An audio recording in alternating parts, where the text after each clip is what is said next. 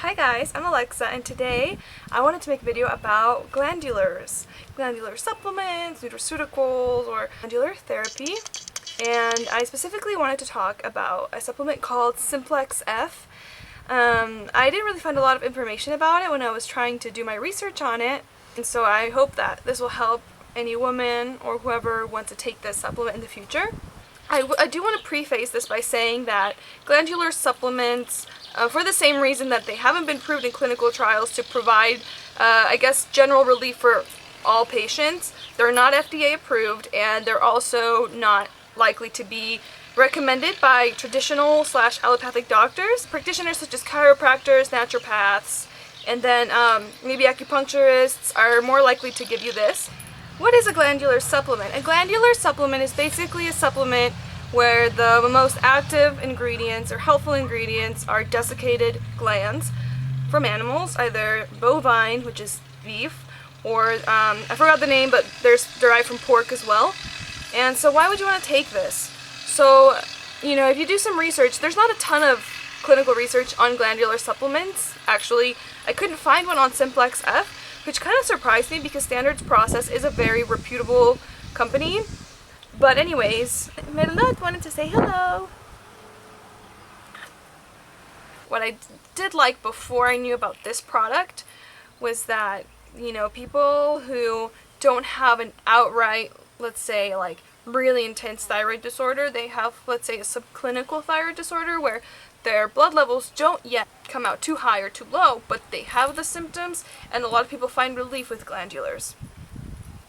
Simplex F, what's unique about this, and really attracted me to it, is that it actually has four glands in it. So it has it has ovarian gland from cattle, adrenal gland, pituitary gland, and then thyroid gland. So it's kind of like treats several glands. I heard about it from a woman who has a pituitary tumor like I do, and she was telling me, yeah, all my hormones were kind of low. Her naturopathic doctor recommended she take this, and then she said, yeah, all my symptoms got better, my hair stopped falling out. That's my main symptom. So I thought, oh my god, I've tried everything. I may as well give this a try, especially if it's a company that I like. Like, I truly empathize and I can relate to everybody who has a hormonal issue or disorder at any point in their life. So I completely understand why people are taking these supplements and these glandulars. And when I was reading the reviews of this, I realized that a lot of people who take this currently are women in menopause or in perimenopause, and they're having those transition symptoms associated with estrogen and progesterone levels that are dropping. I kept reading people asking, oh, well, what if my hormones are too high? Is this going to help me? What if they're too low? And everybody just kind of answered, oh, it's meant to balance your hormones. It's meant to balance them. And that's all I kept hearing was balance, balance, balance. So I thought, okay, I'm not really seeing any claims with this, but for people who have pituitary adenoma, a lot of us have dissatisfaction with our current care, with our physicians. Because when you have a pituitary gland, any kind of disorder, there's kind of like a, well, let's wait and see approach.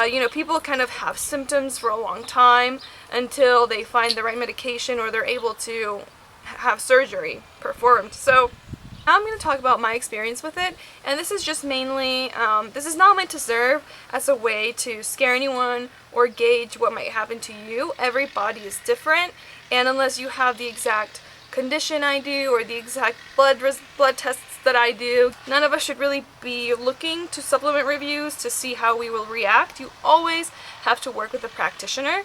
So I just really want to emphasize that. I would definitely go to a functional doctor, a functional endocrinologist, because they have both the MD, the medical school, and the residency in endocrinology, and then they also have the holistic natural medicine knowledge.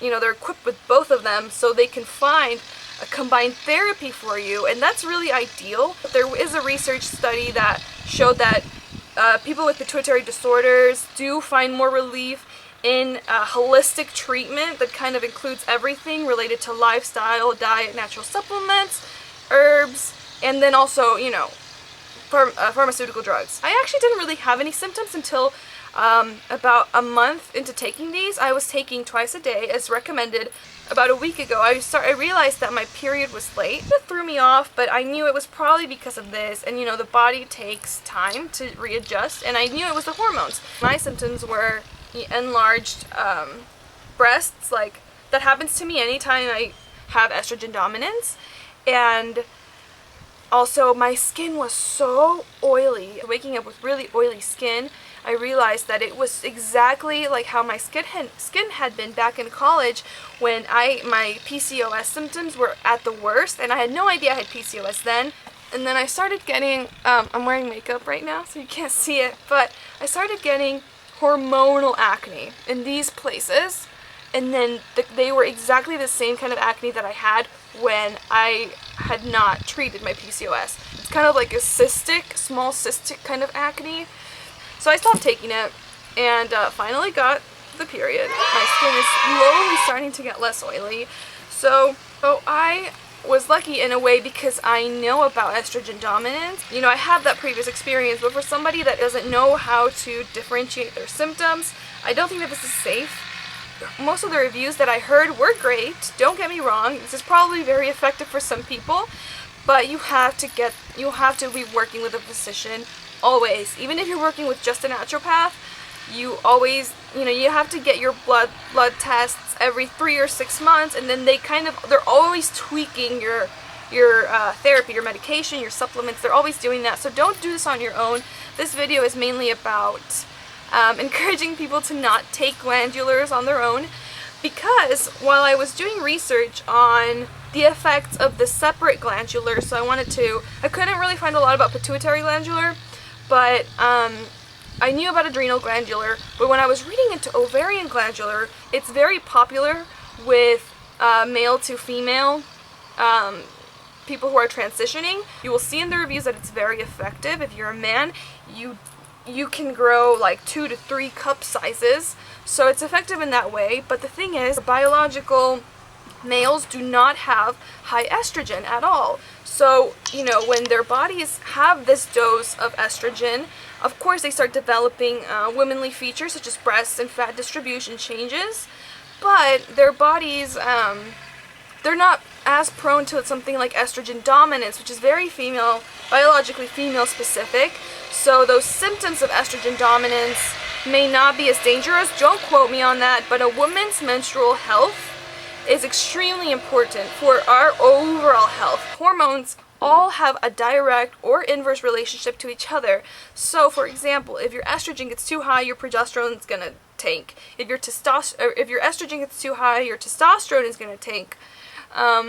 And that goes for all the hormones in our bodies. If you're watching this because you have a pituitary problem or you have PCOS, definitely working with an endocrinologist or a reproductive endocrinologist, and if you can, a functional / integrative endocrinologist.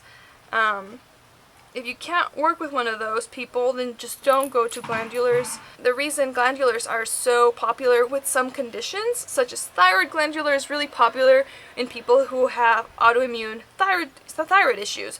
And the way that works is because you're intaking this bovine, you know, this desiccated thyroid gland, the body, instead of attacking its own thyroid, it starts attacking the glandular. So that gives your own thyroid a chance to recover and to work, you know, over time, basically work more normally, and you know, your symptoms start to dissipate, and you start becoming euthyroid or without thyroid symptoms. But the thing is, not everybody has autoimmune. It's very rare to have an autoimmune ovarian disorder, for example. So I just think, you know, everybody should take caution when working with glandular supplements. And another thing about glandulars, if you're taking a glandular and you haven't really been diagnosed with something, you may be kind of extending the time period to getting a correct diagnosis. So for example, let's say you go to a doctor and your prolactin hormone comes back elevated, it comes back high, and then something that's recommended for that, and it's an herb, it's actually not a glandular, it's an herb, is Vitex / chasteberry. It's very, very popular. I see it being recommended to women with PCOS all the time, and I always get a little bit like, you know, I become uneasy about it, because I remember I was taking Vitex when my prolactin came back high, let's say I had gone back to get my labs redone, and let's say it was effective and it had brought my prolactin down to a normal level, I would have never known, they would have never referred me to a specialist that would have found out I had a pituitary tumor. So, you know, while that is a very specific case, I think that that can be the case for other glands in the body that, you know, may not be working optimally. It's very easy to go online and kind of see, oh, what are the symptoms of X, Y, Z, and then think, oh my gosh, I have most of these, maybe I have this. Anything that's hormonal is very delicate, and we don't know, there's not a lot of research in general out there about treatments for so many endocrine disorders. Even if you have a very common endocrine hormonal issue, there's so many things that don't have cures because they're very factoral. There are so many hormonal symptoms that aren't just hormones, but there's their lifestyle, their environmental factors, it's stress, genes that affect our hormones and, you know, messes up the body's balance. So we just have to be really careful. Any hormonal treatment, just work with a physician. Alright, so that's it. I hope you guys enjoyed this video and you found it helpful and interesting. If you have any questions, just leave a comment down below and I'll try to answer them. So yeah, what has your experience been? Perhaps you are someone who is taking or has taken Simplex, or you've taken other kind of glandulars. If you post your comment, that may be helpful for other people who watch this video. Wish you guys all the best in health and happiness, and I'll see you guys on my next video about hormones or whatnot. Bye!